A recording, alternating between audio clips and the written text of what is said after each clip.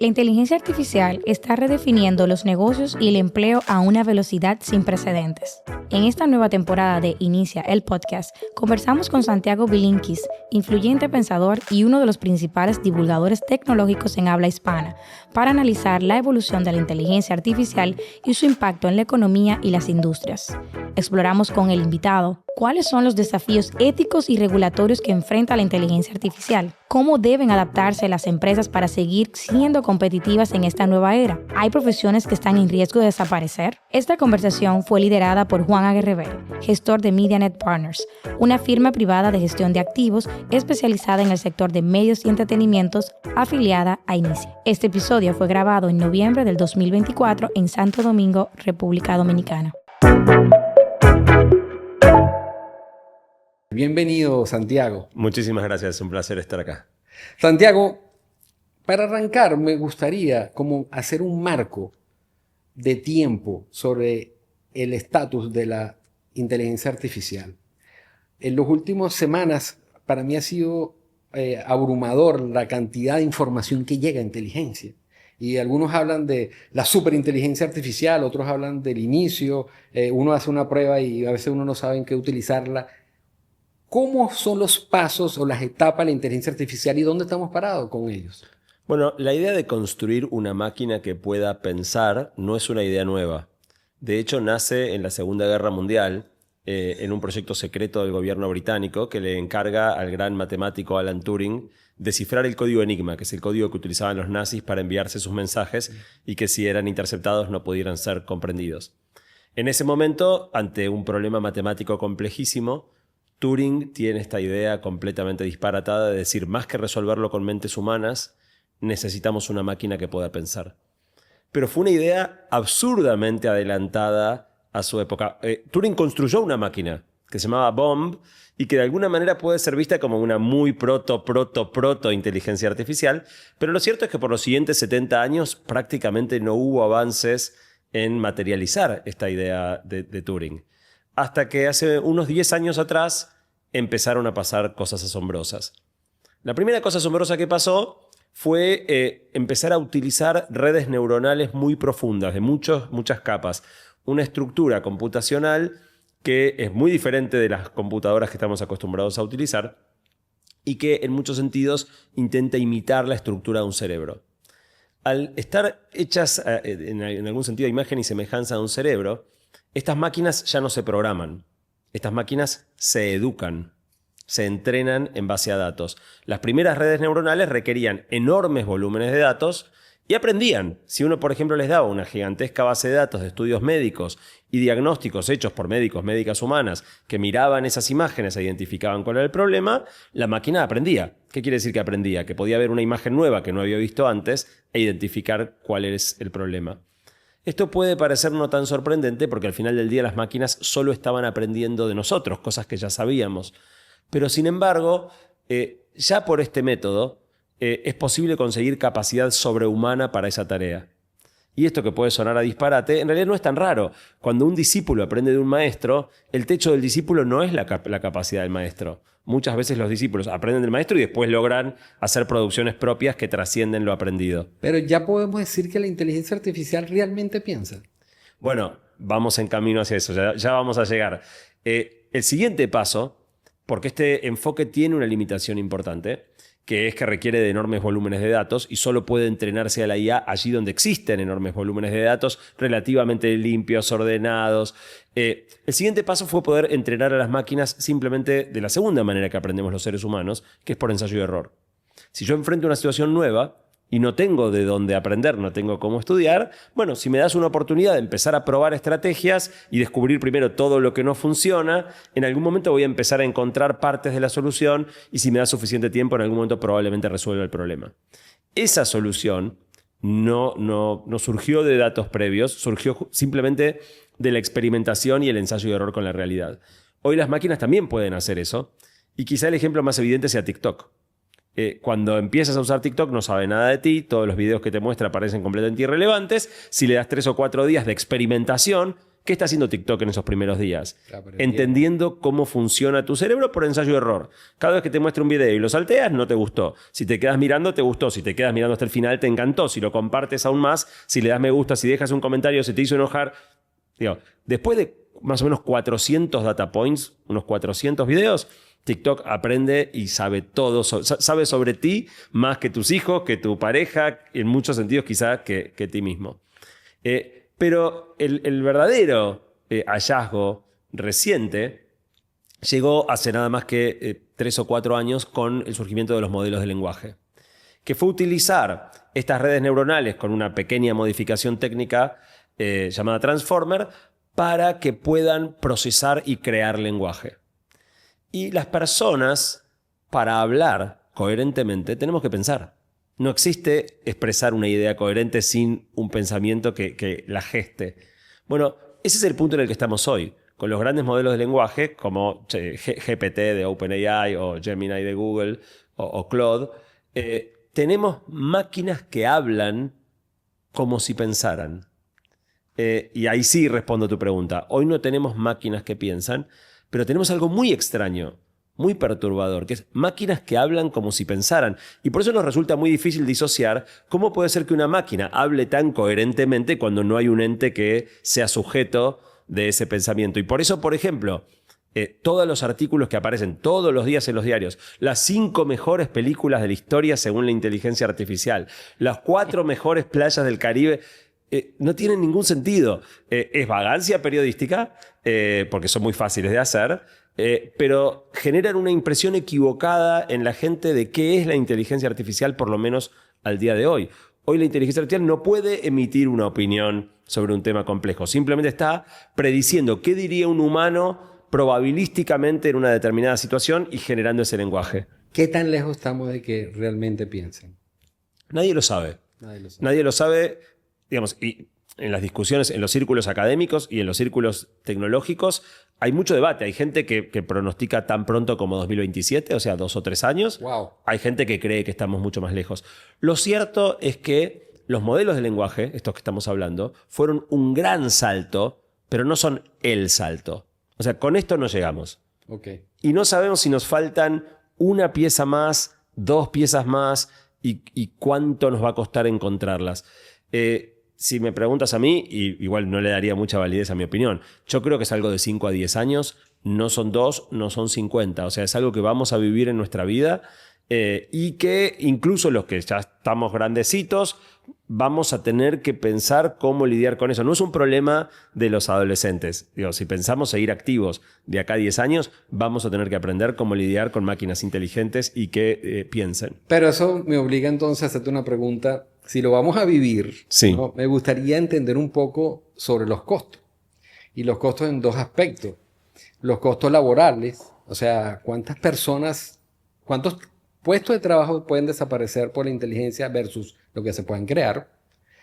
Y cuánta energía requiere cuando uno escucha que las tecnológicas están buscando plantas de energía nuclear. O sea, si lo vamos a vivir, wow, o sea, ¿qué va a pasar entonces con los empleos?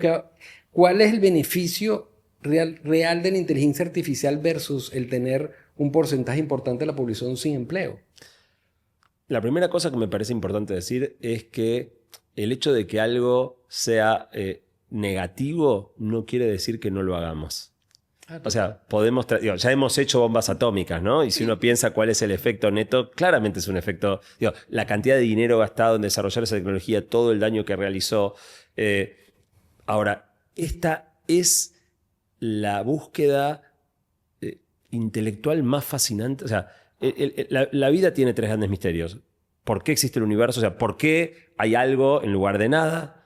¿Cómo de partículas inanimadas emergen seres vivos? ¿Y cómo esos seres vivos desarrollan conciencia, inteligencia y memoria? Bueno, esta es la más compleja de las 3. ¿Cómo producir conciencia, inteligencia y memoria? En algún sentido es jugar a ser Dios. Y no me sorprende que los megalomaníacos de Silicon Valley estén enormemente seducidos por esta idea de jugar a ser dioses. Entonces, la primera cosa importante decir es, por más que el efecto sea negativo, creo que lo vamos a hacer igual. ¿Qué va a pasar con el empleo? De nuevo, la respuesta más honesta es no sé. sería aventurado decirlo, porque hay dos efectos contrapuestos. Por un lado, naturalmente, la inteligencia artificial aumenta drásticamente la productividad de las personas en ciertas... O sea, no es que las personas vayan a dejar de ser necesarias, pero si una persona puede hacer hoy el trabajo que antes requería de 3, pueden pasar dos cosas. Que mantengamos a las 3 personas y produzcamos el triple, o que mantengamos a una sola y produzcamos lo mismo que antes, o alguna situación en el medio. ¿Qué decidamos hacer? ¿Cuánto crezca la demanda? ¿En qué sentido tenga... ¿En qué medida tenga sentido producir el triple o no? La verdad que el partido está por jugarse. Tomemos una postura intermedia. Parte de la ganancia de productividad va a ser mayor producción, parte de la ganancia de productividad va a ser menor cantidad de gente. Y ahí entonces la pregunta es, bueno, ¿cuánto va a ser la ganancia de productividad? ¿Cuánto va para la... Asumamos 50%, y por supuesto es arbitrario, pero para buscar un punto medio. Yo creo que es razonable pensar que la mitad de la gente va a ser innecesaria. Ahora hay dos maneras de resolver esto. Wow. Y podemos ir hacia un cataclismo o podemos ir hacia el paraíso. Te lo voy a poner con un ejemplo. Imagínate que yo puedo acelerar este proceso. Chasqueo mis dedos y hoy a la medianoche ocurre todo. Mañana podemos producir todo lo mismo que hoy con la mitad del trabajo humano necesario. Bueno, ahí podríamos hacer dos cosas. Dejamos a una mitad con empleo y a una mitad desempleada, pero con soluciones del estilo del ingreso universal hacemos algún tipo de acuerdo por el cual incluso aquellos que no trabajan reciben algún tipo de ingreso para que no prendan fuego todo y se acabe la sociedad como la conocemos. Y eso yo creo que sería un equilibrio muy inestable, porque incluso los que cobran sin trabajar, que parece la mejor situación del mundo, a los 6 meses de estar en su casa y ver que otros sí tienen proyecto de vida, cobran lo mismo, pero tienen algo que hacer, tienen un sentido, un propósito, yo creo que los primeros descontentos serían los que no trabajan. Ahora, pensemos de nuevo el escenario. Chasqueo los dedos, hoy a la noche ocurre todo, mañana estamos... Bueno, eso podría querer decir que a partir de mañana todos trabajamos la mitad y ganamos el mismo sueldo que ahora. Y si lo planteas de esa manera, la gente te dice, ok, ¿dónde hay que firmar para que esto ocurra más rápido? Entonces, en general, la solución que se suele plantear es la del ingreso universal. Y yo creo que, de nuevo, si esto sucede y sucede en porcentajes manejables, me parece más interesante atacarlo desde la reducción de la jornada. Y que buena parte de esa ganancia de productividad se traslade a la gente, porque todos queremos trabajar, pero todos también sentimos que trabajamos demasiado. Que la vida laboral no nos deja tiempo para la familia, para el ejercicio físico, para los amigos, para viajar. Entonces, una vida con un equilibrio un poco mejor entre cantidad de tiempo la definición de que se trabaja 5 días y se descansa 2 suena bien. Es arbitraria. O sea, ¿por qué 5 y 2? ¿Quién definió esa? Bueno, puede ser distinta, puede ser 3,5 y 3,5 y creo que todos estaríamos bastante contentos de que así sea. Dios te oiga. Mira, bajemos ahorita un escalón. Sí. Y en esos términos de tiempo, entonces estaríamos hablando de 5 años. ¿Cuáles son las industrias que primero se van a ver más afectadas o beneficiadas, en tu opinión? Bueno, lo primero que nos tomó muy por sorpresa, creo, a todos los que nos dedicamos a esto desde hace tiempo, es que siempre que hablábamos de inteligencia artificial hace 10 años, hablábamos de automatización. Hablábamos de la eliminación. O sea, hay un análisis muy emblemático de la Universidad de Cambridge, Carl Frey, de Oxford, perdón, donde Frey hacía la lista de cuáles eran las profesiones más amenazadas, que se tuvo como referencia por mucho tiempo, y eran telemarketer, auxiliar de contaduría. O sea, creíamos que los trabajos reemplazados iban a ser aquellos rutinarios y monótonos. Y ahora que tenemos un primer esbozo de inteligencia artificial que habla como si pensara, hace mucho mejor trabajo creativo que trabajo rutinario. No solo eso, hay mucho más incentivo a tratar de desarrollar sistemas que reemplacen personas de alto salario promedio que personas de salario bajo. Entonces, ¿qué nos estamos encontrando? Hay ciertas tareas que son cognitivamente muy sofisticadas y sin embargo repetitivas. Ejemplo, el ejemplo que daba antes, interpretar imágenes de estudios médicos. Requiere un enorme ojo clínico, pero la verdad, ves 20 y es siempre lo mismo, ¿no? O sea, mirar una radiografía. Entonces, tareas que son de altísima dificultad cognitiva, pero relativamente repetitivas, son las primeras. Y las segundas siguen siendo las cognitivas. O sea, quizá esa es la gran sorpresa, ¿no? O sea, hace poco, o sea, si vos me preguntabas hace 5 años cuál era el trabajo más seguro, contestábamos programador. Hoy yo creo que programador es la primera que desaparece. Y mirado desde la lógica actual, tiene sentido. O sea, la programación es un lenguaje, cosa que las máquinas están... Es un lenguaje formal, sin ambigüedad, sin polisemia. Es un lenguaje hecho a medida de lo que pueda dominar una máquina. Pero además está este segundo factor. O sea, si me preguntas ahora cuáles son los empleos más seguros, te diría electricista o plomero. Claro.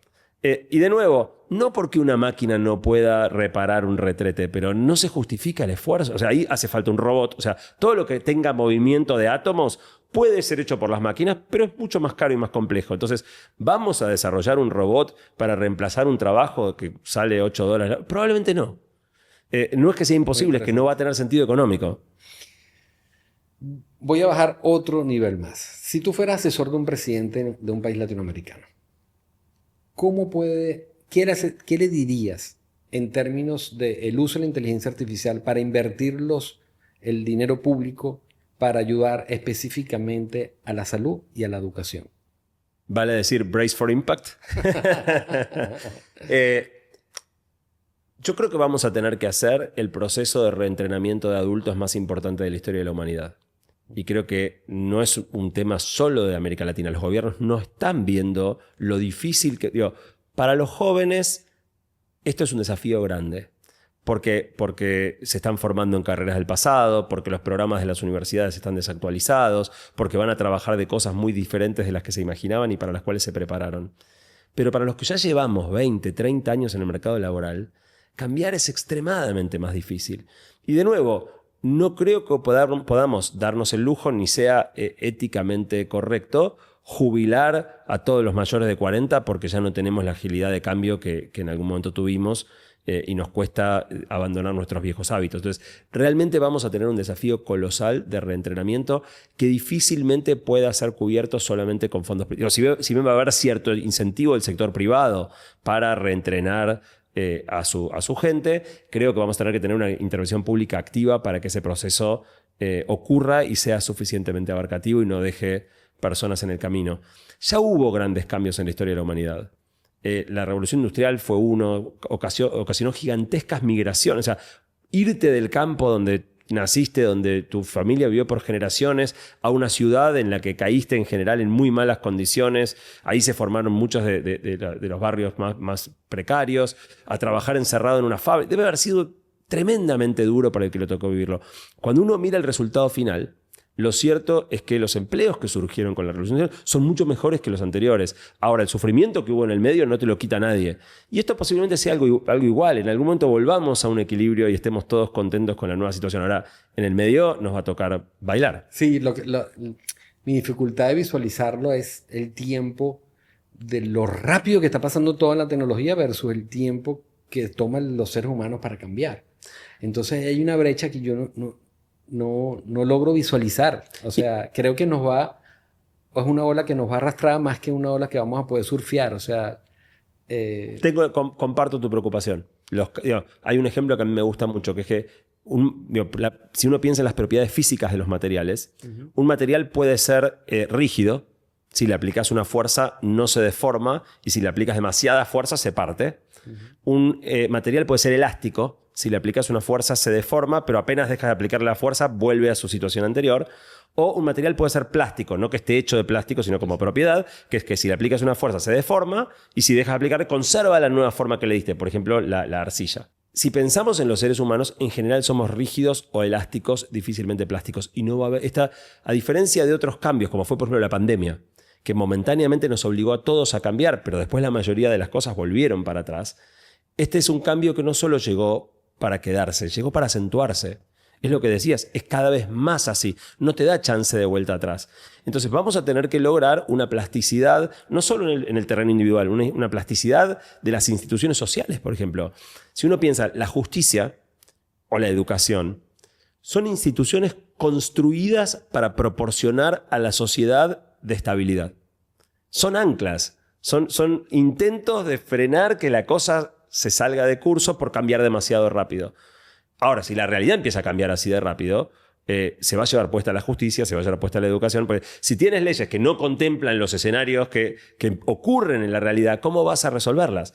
Entonces vamos a tener que ser plásticos y rápido. Es un desafío enorme. Digitalizas leyes. ¿Qué es peligroso? ¿Qué hay que regular?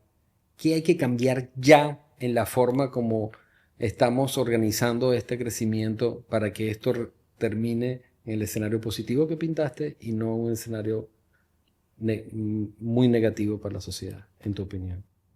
A ver, hay cosas que creo que vamos a poder intervenir. Ejemplo, si empieza a haber un sustantivo desempleo estructural por reemplazo de trabajo humano, se puede imponer leyes laborales que te obliguen, por ejemplo, a cortar la jornada. Hay muchos países europeos que ya lo han hecho, digo, hay precedentes. Hay países que están experimentando con semanas laborales de 4 días. Claramente eso es manejable desde el punto de vista de la legislación para incidir, digo, hacia el lado del ingreso universal o hacia el lado de la reducción de la jornada. Hay otras cosas que, por más que queramos, yo creo que no van a ser. Digo, no hubiéramos podido evitar que Estados Unidos o la Unión Soviética o Alemania hicieran la bomba atómica. Claramente porque no existe una entidad supranacional que pudiera obligar a ninguno de estos bandos, y la perspectiva de que otro la haga obligaba al otro a seguir adelante, y es más, a ir lo más rápido posible. Estamos de vuelta en un mundo multipolar. Estamos de vuelta en un mundo donde, si se quiere, Occidente, liderado por Estados Unidos, y Oriente, liderado por China, con algunos otros actores dando vueltas por ahí, están disputando quién va a ser el bloque hegemónico del futuro. Digamos, supongamos por un minuto que pudiéramos convencer a OpenAI, a Meta, a Google, a Amazon, de que moderen, como en algún momento dijo Elon Musk, hagamos una pausa por 6 meses. Si China se entera que Occidente está desacelerando, China aprieta el acelerador a fondo. Sí. Y quizás el aprendizaje más desafortunado de la Segunda Guerra Mundial, digo, cuando Estados Unidos tira las 2 bombas atómicas sobre Hiroshima y Nagasaki, la guerra ya estaba definida, el Reich ya había caído, y vencer a Japón era una cuestión de tiempo. ¿Para qué las tiró? Las tiró para mostrar que podía. Las tiró para desalentar a cualquier otro y decir, miren muchachos lo que tenemos, con nosotros no se jode. Y la guerra terminó instantáneamente. Ahora, en ese momento Estados Unidos creyó que la Unión Soviética estaba muy lejos de tener una bomba a su vez. O sea, el programa alemán había quedado desmantelado con la caída del Reich, pero muchos de los alemanes se habían ido a un lado o al otro. Hubo filtración de información intencional de científicos estadounidenses a la Unión Soviética, pensando que un mundo bipolar era más seguro que un mundo unipolar. Lo cierto es que en 1948 ya la Unión Soviética estaba detonando su bomba atómica. Y esto llevó, si uno mira los indicadores socioeconómicos del bloque soviético para Estados Unidos, no había equivalencia. Y sin embargo, el resultado de que los dos tuvieran bomba atómica nos llevó a la Guerra Fría y al delicado equilibrio de la mutua capacidad de destrucción asegurada. Bueno, yo creo que esto va por un camino parecido, solo que yo creo que si Estados Unidos tuviera la oportunidad de escribir la historia de nuevo, hubiera hecho lo que sea por desmantelar la capacidad nuclear soviética. Incluso tirando alguna bomba más. No sé si la historia hubiera sido mejor, probablemente no. De hecho, muchos de estos científicos que filtraron información fue con la creencia genuina de que era mejor que la tuvieran 2 que la tenga uno solo.